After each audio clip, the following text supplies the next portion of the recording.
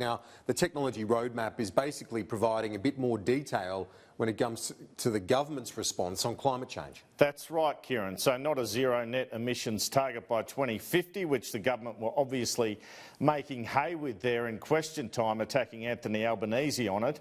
But Emissions Reductions Minister Angus Taylor is set to announce the government's technology roadmap sometime in the next week, I believe, to show how the government will attempt to reduce greenhouse gas emissions. Now, key to the strategy, I understand, is the hope that hydrogen can be used to produce energy and replace coal. This was more than hinted at by Chief Scientist Alan Finkel in his recent National Press Club address. Mr Finkel described hydrogen as the hero in terms of a way forward.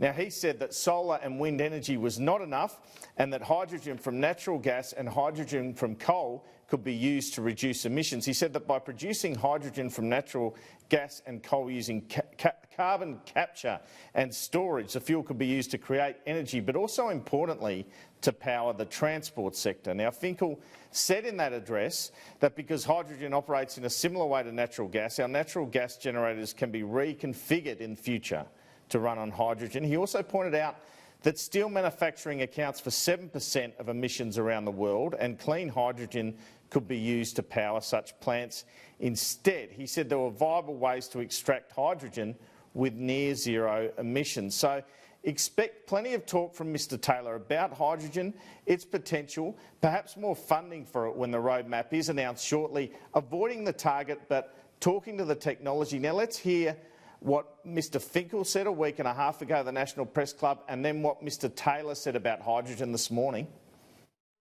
We still need a high-density source of transportable fuel for long-distance heavy-duty trucks. We still need an alternative chemical feedstock to make the ammonia that is used to produce fertilisers.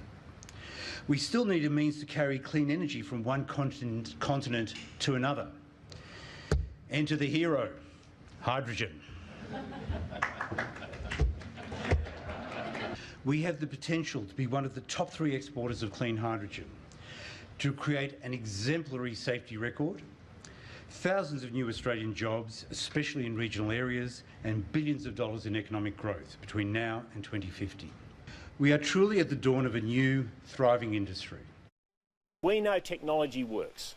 We know that good technology delivers those emissions reductions. That's why we're so focused on making sure it's about technology, not taxation, not raising electricity bill. You know, there's many technologies we do know about, Phil. I mean, if we look at hydrogen, we announced our national hydrogen strategy alongside the states and territories in December last year. We've since committed $500 million to that strategy, and we're seeing an enormous amount of private sector investment as well as state government investment coming in alongside our investment. The mantra from Angus Taylor is technology, not tax, and the government, as expected, targeted Labor very much in terms of its latest ambitious plan for emissions reduction. Here's the Prime Minister.